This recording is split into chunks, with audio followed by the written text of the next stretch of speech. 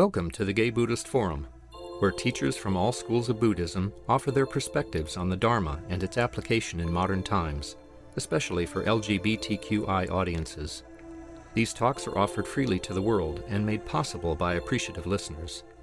If you would like to support our efforts to share the Dharma with underserved audiences, please visit gaybuddhist.org. There you can donate, find a list of upcoming speakers, or enjoy many hundreds of these recorded talks dating back to 1996.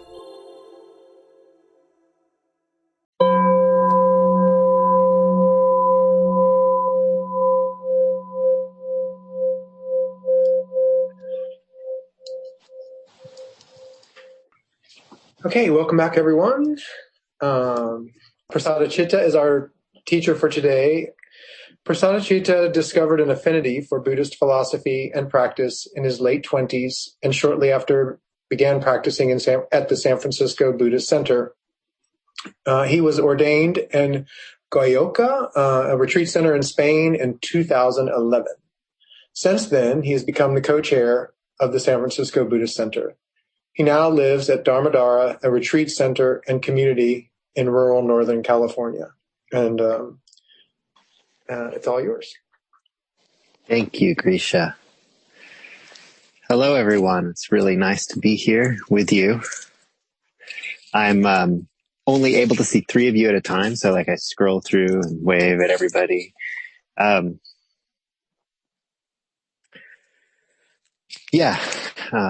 here at Dharmadhara, which is the retreat center owned by the San Francisco Buddhist Center. I want to say, as chair of the San Francisco Buddhist Center, how grateful we are and just how connected and supported we feel by you as a group, the Gay Buddhist Fellowship, for continuing to support us, as you're not actually using our space. But you've continued to actually make contributions for your rent, and it's just, it really warms our heart. And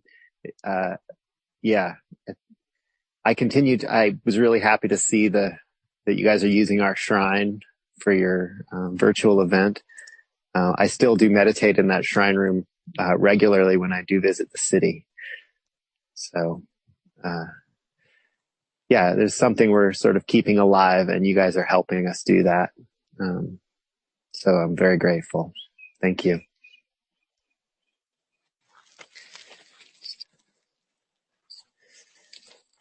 I want to start with a poem by Franz Kafka.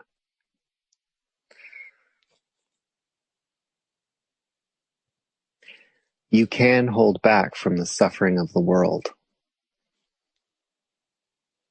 You have permission to do so.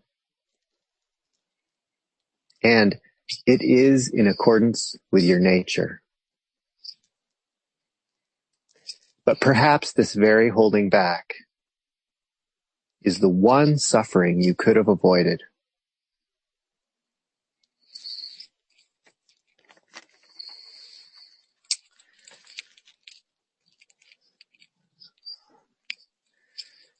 So I always like to keep in mind when I'm talking to a group of people, you are largely, it's a group of people, you're all here to hear something about Buddhism and practice Buddhism to some degree, some kind of Dharma practice, meditation.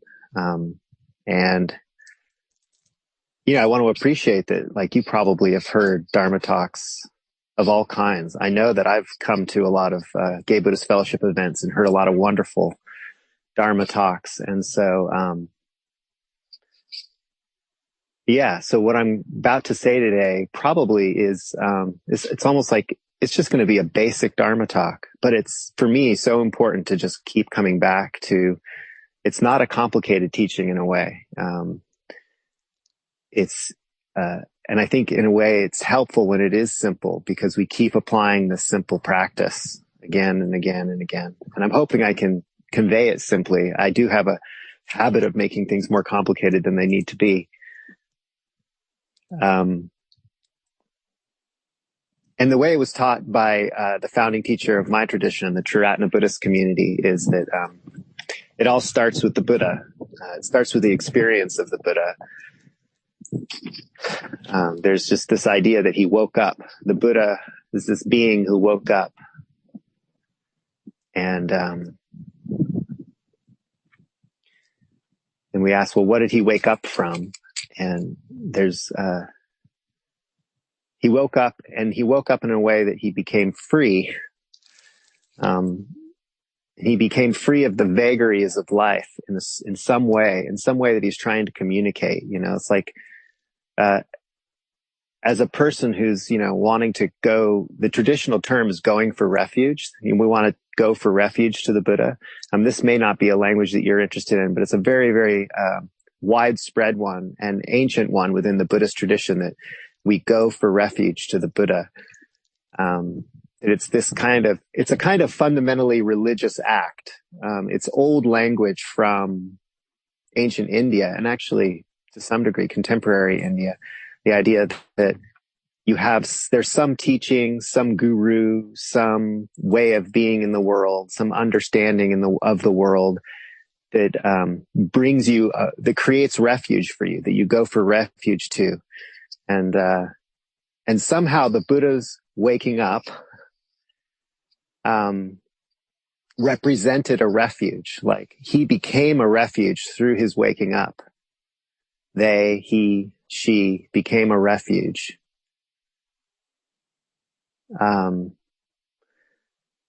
Somehow the Buddha saw the world in a way where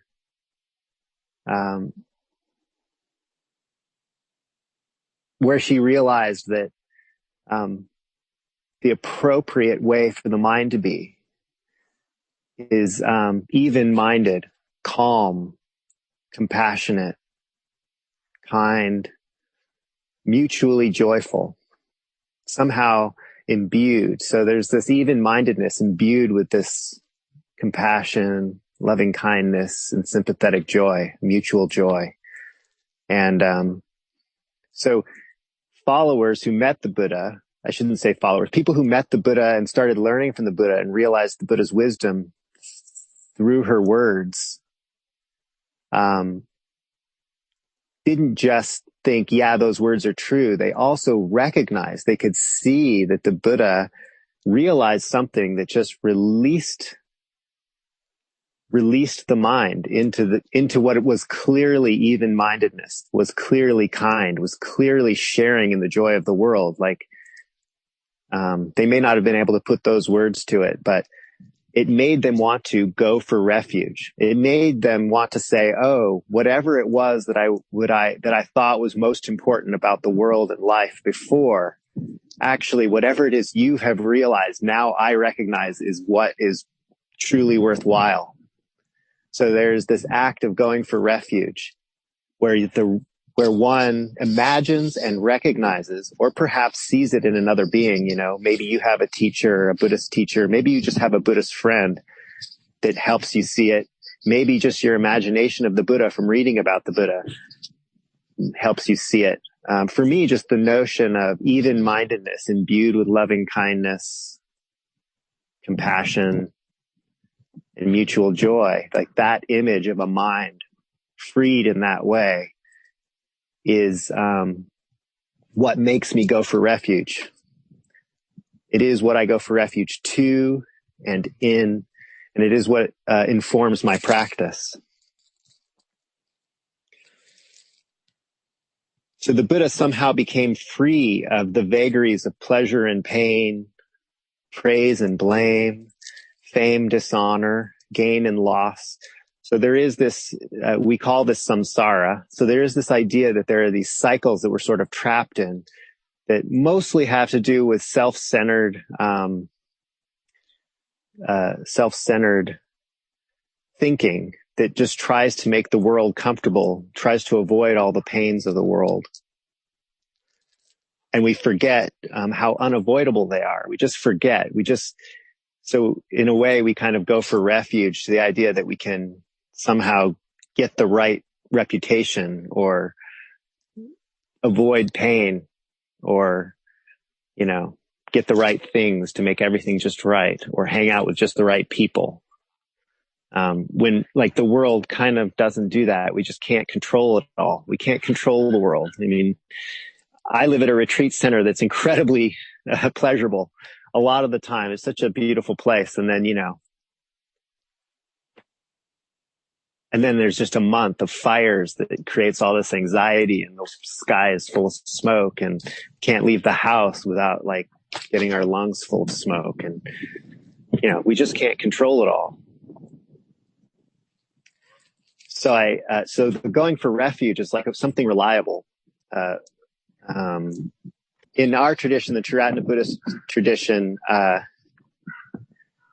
it's like our teacher, Sangharakshita, tried to convey that, that the Buddhist tradition in general, is tied together by this notion of going for refuge, even if they don't use that language, the idea that, that the Buddha is a worthwhile goal, one that transcends all other goals.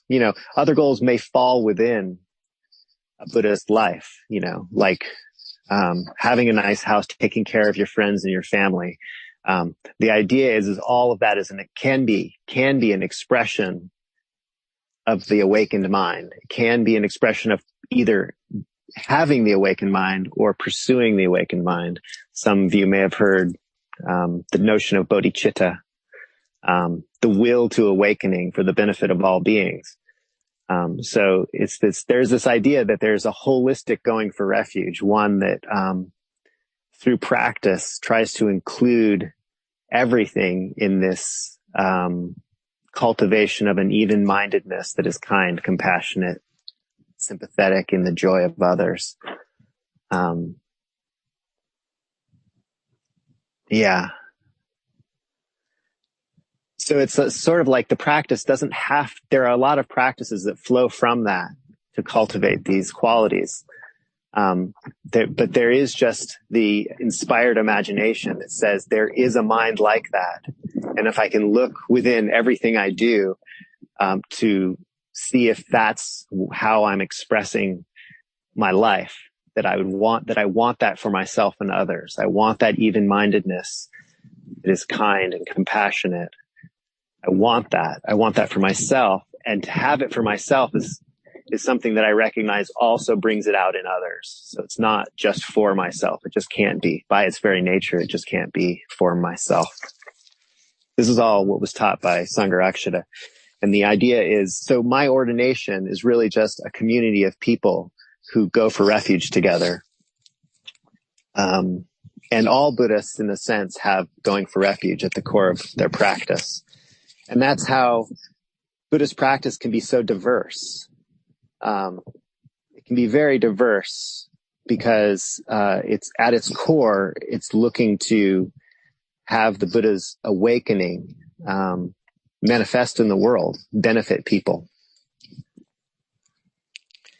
And also, from my perspective, it isn't just about Buddhism. That whatever it is that is the Dharma, that is conducive to this even-mindedness, these positive mental states, is the same truth that makes any religion worthwhile. Yeah, so it's my vision that an effective religion is one that tries to transcend these worldly winds that I described before. These are known as the worldly winds: pleasure and pain, praise and blame, fame, dishonor, gain and loss. The way we get trapped up in our own self pursuits that never seem to be quite successful. They're an endless pursuit, and we go around and round in them. And I think an effective religion recognizes that difficulty and is trying to find some way out of it. And I think largely, if that's recognized as a real difficulty, something to look beyond, then the Dharma is discovered.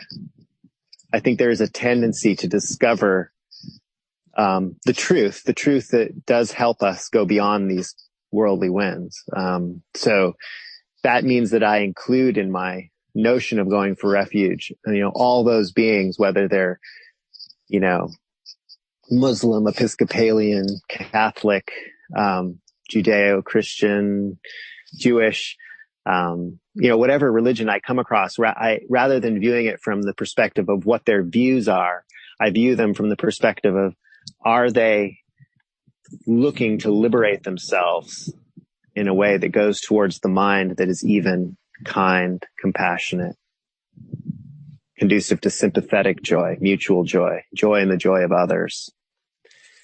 Does it have the taste of freedom, as the Buddha put it? Like the ocean, does it have the taste of freedom, which is salt? It's like the entire ocean has the taste of salt. So too, the Buddha's teaching has the taste of freedom. So, since it comes from the very nature of things, it's likely that when people pursue liberation, they will start to find it, because it is the very nature of things. So within all of that, the Buddha started, over his lifetime, started kind of honing a way to get us to realize what he had realized.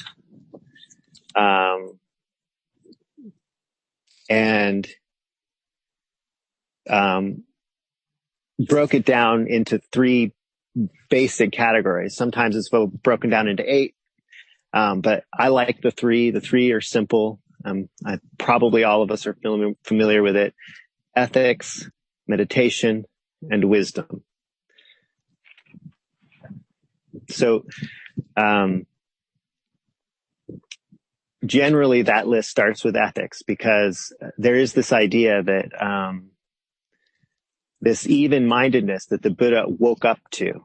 He saw reality in such a way that created this even-mindedness in him, this kindness, the compassion. There are ways that we can live more conducive to being able to realize the truth. There are also ways to live that are just more conducive to even-mindedness, more conducive to being kind to others. And in Buddhism, there are like the 5 precepts, and sometimes there's 10 precepts, and sometimes there's a few hundred precepts. But the main core of having an ethical sort of code within a Buddhist context is that ethical code is conducive to the clarity that will allow us to know why it's worthwhile to be kind, right? So, and also have the clarity to be more kind, not be tied up in reactiveness. So we undertake to do things like not get drunk, but it's not because we're trying to create a good reputation. Again, you can go back to the worldly winds, and there's a lot of ways in which ethics can be co-opted into being a good person so that people see me as a good person, or so I can avoid pleasure and pain, so I can, have a good reputation and have a job so somebody will pay me. There's a lot of ways that being upright and having a good ethical code is rewarding in the world. But as a Buddhist, I try to remember that whatever ethical code I go by, whether it's deciding to meditate every day or avoid intoxicants or practice generosity regularly, I try to remember that that's an aspect of my going for refuge. It's an aspect of my going beyond the worldly winds. And that way I can be mindful and notice when my mind is actually appropriating my goodness, feeling, oh, aren't I a good person? I'm so glad that people will see me as a good person. Those kinds of things happen. And that's just normal human behavior. But this is where it blends into meditation, because when you meditate, you start to see, and you have an ethical practice, you can actually start to see how your mind is potentially, creating things that you hold on to as yourself, because I'll tell you, I live with a community, and when you live with a diverse community of people, with different desires and different judgments, you regularly come up with people judging you in ways that feel uncomfortable, feel like you want to defend. And, I'm often borrowing things from my friends because, when you live in a household of 5 people who all have their own things, not everybody can have, for example, a drill. So you're borrowing a drill, and I don't always leave the drill where it should be, or maybe I don't use it the way the owner wants me to use it exactly, or remember to charge it up at the end. And so it can be an ethical practice to try and do everything that your community mates want, and you can't. Like, you end up in a situation where, like, you're always stepping on people's toes. So a meditative practice allows us to just see that, catch our defensiveness, be kind, and recognize that, people do want their things taken care of. They want them put back in the right place. And you can respect that and let go of the defensiveness and just try and learn, and know that the world is a place that we have to learn all the time. We're never going to be perfect. And that it's very rewarding to just accept when somebody has a judgment about us, that they haven't experienced, that they want the world to conform to their desires, just as you want the world to conform to your desires. And we just work on that. It's an open-ended work. It's open-ended work. Anybody who has roommates knows that that's how it is. So you can see how ethics is conducive to harmony within a group of people. And meditation allows us to see when our mind is reactive, to catch when our mind is just being antagonistic towards other people. And then we can cultivate loving kindness within that. We can release our judgments enough, we can accept that we want things the way we want them. We don't have to completely let go of that. Just know that that's the case, and know that that's the case for everybody, and know that it's important to simply love each other regardless of how people fall short. Because that's what we want. We want to be loved regardless of how we fall short. So, and then we get to wisdom. Wisdom is like, when ethics meets meditation, right? So it's hard to say a lot about wisdom, but, the idea, I think, the way I practice it, again, going for refuge, is that there is a state of mind that has this even-mindedness that isn't pushed around by the worldly winds. And I just noticed the wind stopped for a moment. That's nice.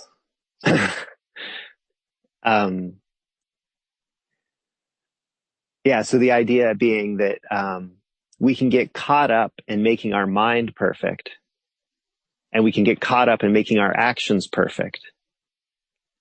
And wisdom is like knowing that neither one is really the point.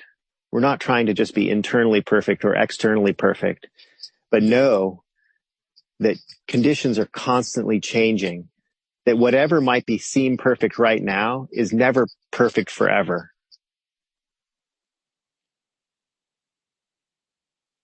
Yeah, so we can see that that inner and outer perfection, whether it's through the way we behave towards other people, or whether it's the way we have an attitude of non-reactivity within our mind, requires basically letting go of that. We always have to let go. As soon as we think that that's somehow a safe place to be, we are undermining our ability to learn, our ability to move forward and meet new changes, because the world is uncontrollable, and it will give us something that breaks the rules.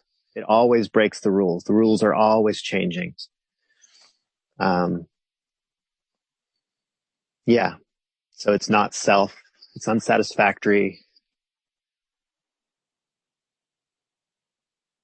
and unreliable. Perfection is unreliable.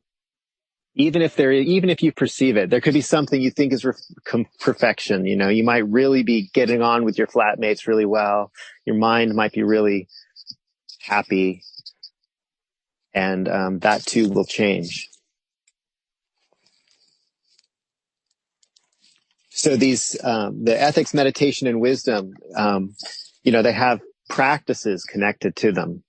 So like, for example, ethics, could have a practice of not consuming alcohol, or it could have a practice of telling the truth, always telling the truth as best you can. always having your language always be kindly, right? Always conducive to harmony if you can, not backbiting, not choosing to basically portray others, in an unkind way, to make yourself look better. All those kinds of things we're probably familiar with.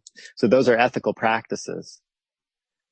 And then meditative practices where we observe the feelings in our body that are concurrent with reactivity, so that we learn about our mind and allow those feelings of reactivity to come. We allow them to go.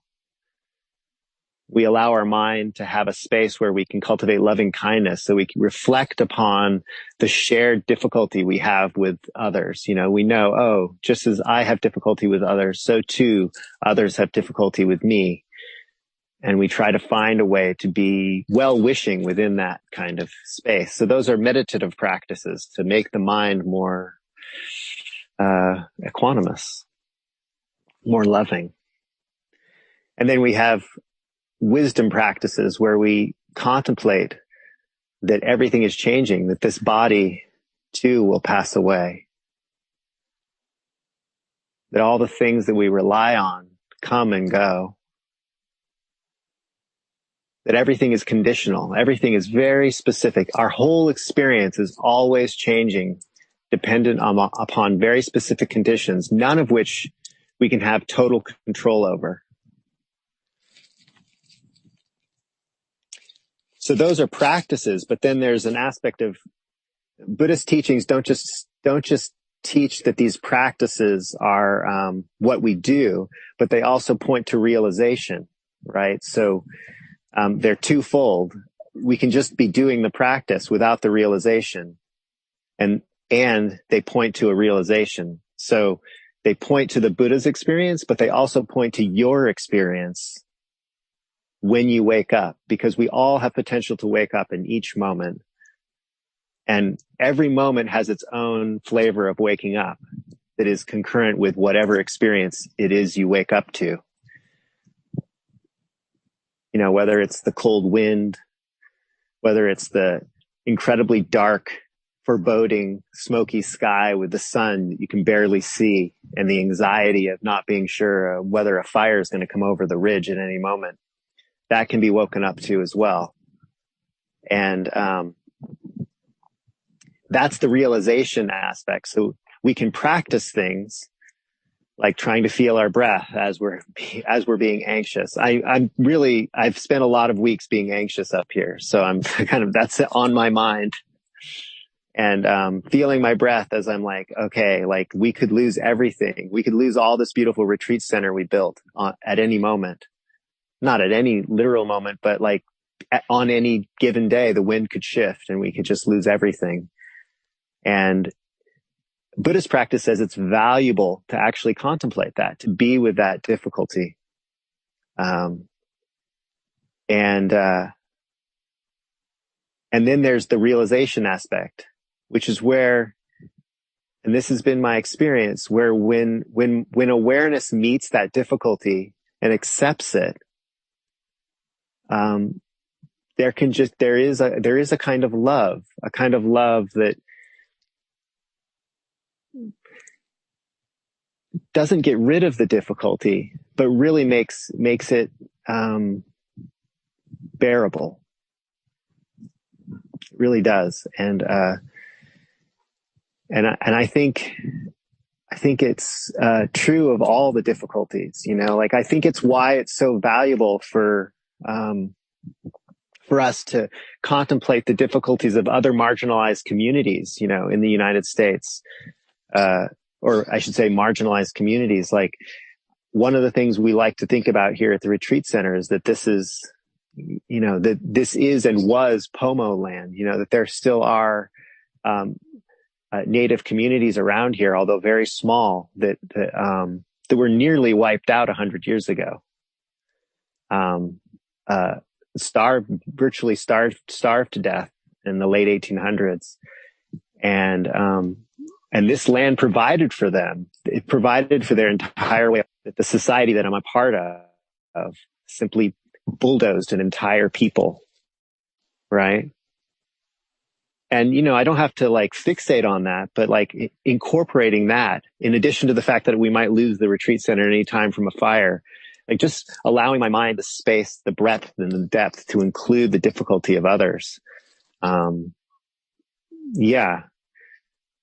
be able to contemplate that Black Lives Matter in a world where, often the culture that I'm a part of really doesn't reflect that. It actually reflects that it seems like they don't matter sometimes.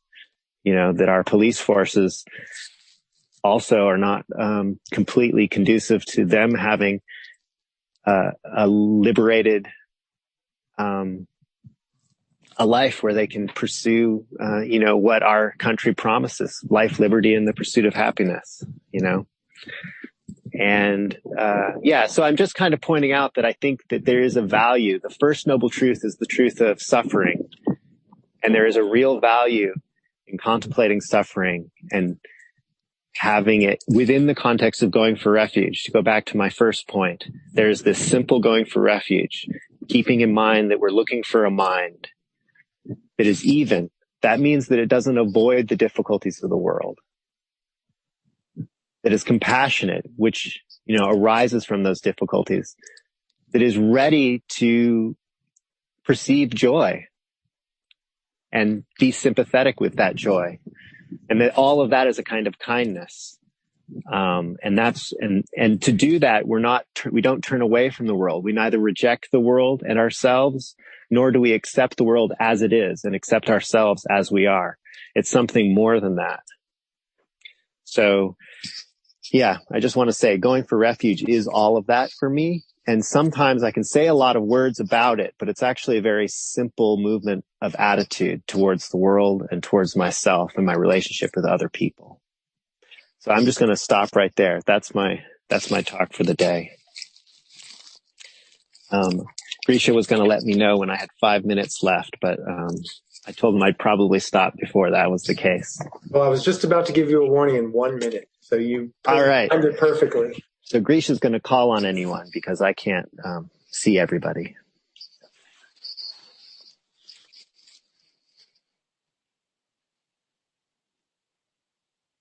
Right now, it looks like a lot of just contemplation happening. Good.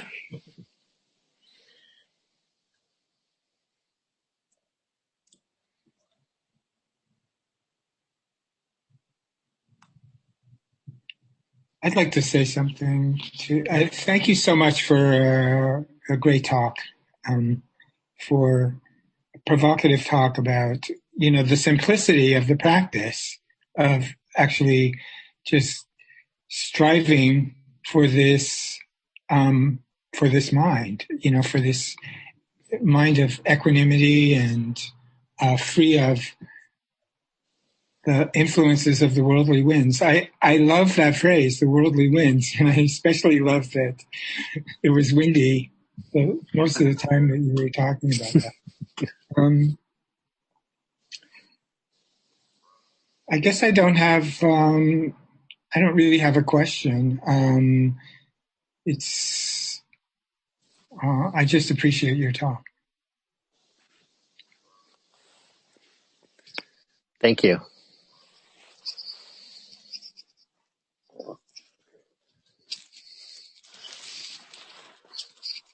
Burr.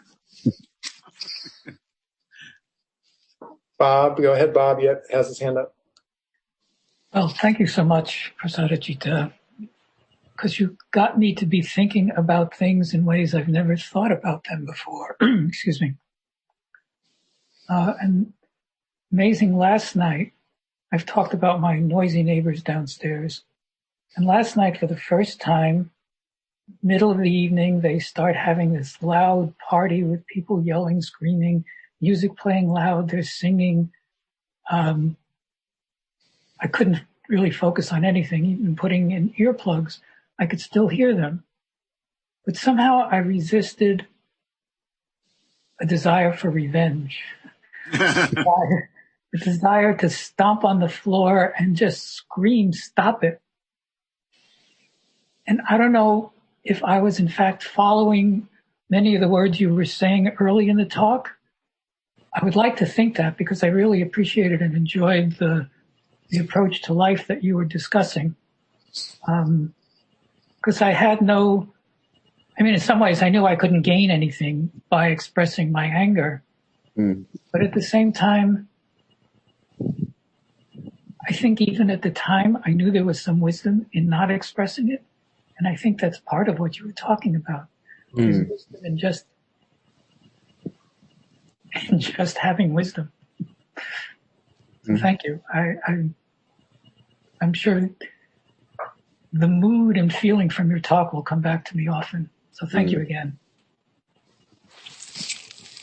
Thank you, Bob. That's those kinds of moments are really rich when we wake up in them.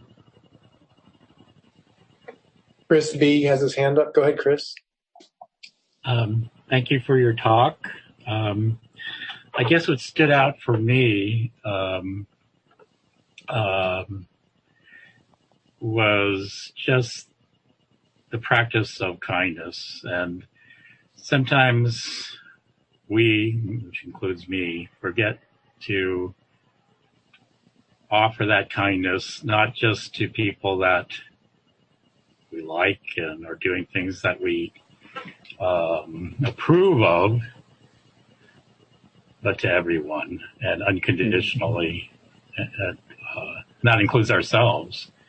Open our hearts up to kindness for those parts of ourselves that, we don't necessarily feel are ideal. And that's a hard one to do. Sometimes we forget. It's a lot easier to offer it to people that we like and we approve of. I think it's maybe more important to remember to include everyone, including those that we don't. So thank you for your talk. Sure, thank you. It's Grisha. I just want to chime in with, I wrote down on my Dharma flashcard, does it have the taste of freedom? And it's just a great reminder. Is what I'm about to say, does it have the taste of freedom from suffering? And does it offer joy or kindness? And I just grew up in a family and with a certain kind of parents that my mother in particular, who really super negative, and I just have that training on negative bias. And when I talk to my family, I have 5 siblings and we talk often, and when I'm talking with them, what I say does not have the taste of freedom from suffering. It's actually, let's just talk about suffering. And so it's just a good reminder, like what kind words, there's, we have a music teacher in our district and he has this song, kind words, kind thoughts, kind actions, make the world a nicer place. And it's like, there it is. Simple. Keep it simple. So anyway, thank you for a great talk, and appreciate it. Thank you, Grisha. Thank you for those that song.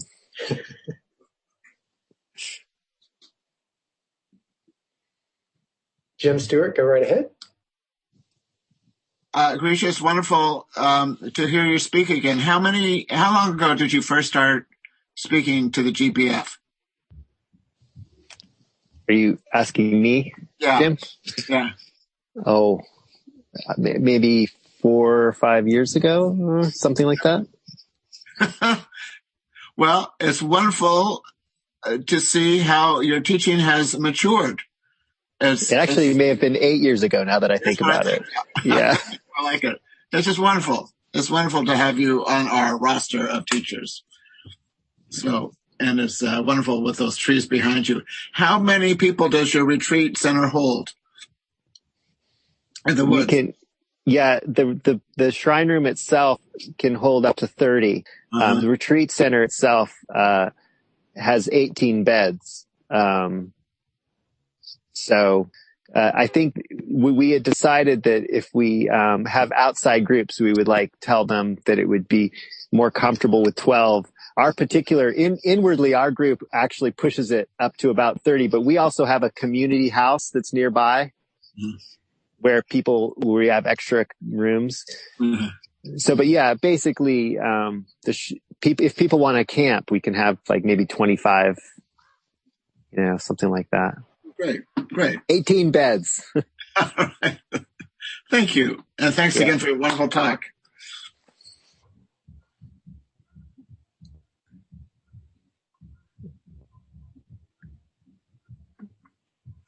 Bob, you have your hand up again? Go ahead. Yeah, just one other thought. I ask this of speakers sometime, and especially with the smoothness and calm in your voice. Have you ever put anything in writing of your thoughts and philosophies? That's published, I should say. I haven't been published. I mean, we have internal publications that for the order that I'm a part of. And so I've written a number of things for that. I also we teach, sort of intro to Buddhism courses at the SFBC, and I've written a lot of the readings and curriculum for that, but that's about it. Matthew, go ahead. One of the things you spoke about was equanimity. And I think it was around the time that RBG died that I realized that I needed to institute some kind of self-care for mentally and emotionally if I was going to make it through the election. And so the questions that came up for me is it's very, very subtle. It's tricky. Is this calm abiding, or am I sticking my head in the sand? And what became more clear to me, because we talk a lot about spiritual bypass, and I never quite, could see how that operates, but it can operate all the time. And I guess what I'm getting at is that the three jewels, the three refuges, they're refuges, but not escapes. And it can get kind of tricky about that fine line between taking refuge and then just kind of using it as escape. The near enemies of equanimity are apathy and detachment. And sometimes I just have to be really sensitive to, am I being equanimous with all the suffering that's going on around me, or am I just trying to escape from it? So, your thoughts? Yeah, thank you. I think you're really on it. That's, the Buddha speaks of a middle way. And every now and then like a dichotomy, like you're saying, between, engaging until you're sort of maybe reaching the point of horrified anxiety, or withdrawing to the point where you're really just not paying attention to what might be worthwhile to pay attention to, that there's a middle way. And there's a lot of ways to talk about that dichotomy. The traditional one in the Buddhist day was like the dichotomy between self-mortification and total sort of just going with your gluttonous desires, so to speak. But I think that these different things talk about we're trying to find that aware space where we grow, where we move towards the Buddha's realization. And there's a modern teaching, just like the effective way for a student to learn. There's like two circles, one on the outside and one on the inside, and one circle within the other. And if you're inside the tiny circle in the middle, then you're bypassing, you're not learning anything. And then if you move out into the outer circle, there's some discomfort, but you're learning from it. And if you move outside that circle, you have horrified anxiety and you can't learn. So each one of us as individuals have to find the middle way. We have to be comfortable enough. We have to have enough space and peace of mind to be able to apprehend the world in such a way as we learn from it and we grow, and but also we could just go into that little bubble in the middle and not learn anything. Yeah, I heard it stated really well the other day, that the trick is to be engaged in circumstances without being enmeshed in circumstances. And I still don't know what the solution for that is, but at least I have a nice, clear idea of what the problem is. Yeah, that's excellent. That's really important. Yeah. You have to know what the problem is first. Thank you.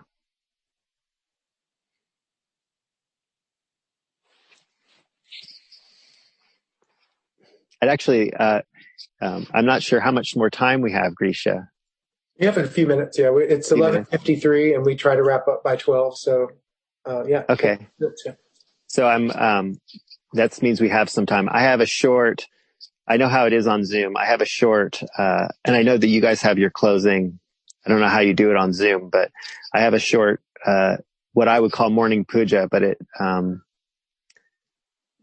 it's something that I'll recite sort of towards the end. Okay, sure. It'll take about 2 minutes. Okay. Maybe we should start to wrap up. Does anyone have a final question or comment before we make announcements and then hear, what's it called? Puja? A puja? Okay. It's very short. All right. Well, it looks like no other hands are up. So let's move into announcements.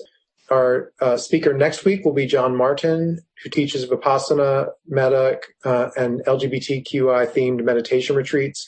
He leads an ongoing weekly Monday evening meditation group in the Castro, teaches both advanced practitioners program group and a dedicated practitioners group, and is the co-guiding teacher for the LGBTQ queer sangha at the Insight Meditation Center in Redwood City. He serves on both the Spirit Rock Teachers Council and the Governing Teachers Council. He has had a dedicated practice while being engaged in the working world and emphasizes practice for daily life. He's completed the SRMC IMS IRT 4-year teacher training in 2016. John served as hospice volunteer for many years, first with Shanti Project and more recently with Zen Hospice. Dana is the Pali word for generosity. Your generosity is appreciated. Donations in the range of $10 to $20 help the Sangha meet its expenses, which include an honorarium for our Dharma speakers, the rent we still pay on the meeting space on Bartlett Street, which we just heard. It's very welcomed. And our quarterly newsletter mailed mostly to people who are incarcerated. Are there any other announcements? No? Okay. Prasadachitta, then if you want to go ahead with your puja, and then we have our dedication of merit. Or would this replace the dedication of merit or be in addition to? I think in addition to. Okay. So I'm just going to recite it. We can listen. Thank you. The body is impermanent and time of death uncertain. The cause and effect of karma shapes the course of life. Life brings inevitable difficulty. No one can control it all. This life we must know as the tiny splash of a raindrop, a thing of beauty that disappears even as it comes into being. Therefore I recall my inspiration and aspiration and resolve to make use of every day and night to realize it. With deeds of loving kindness, I purify my body. With open-handed generosity, I purify my body. With stillness, simplicity, and contentment, I purify my body.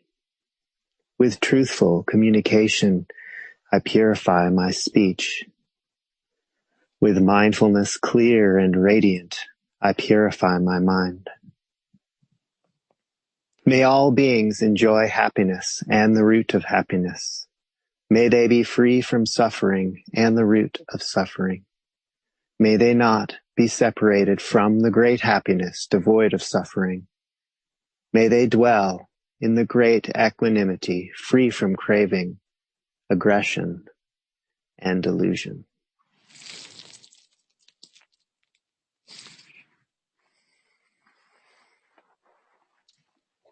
Thank you very much. Okay, and then the GBF dedication of merits. By the power and truth of this practice, may all beings have happiness and the causes of happiness. May all be free from sorrow and the causes of sorrow. May all never be separated from the sacred happiness which is without sorrow. And may all live in equanimity without too much attachment or too much aversion, believing in the equality of all that lives. Thank you, Prasadachitta. Thank you, Grisha. Thank you, everyone. Thank you, everybody. Thank you, Prasadachitta.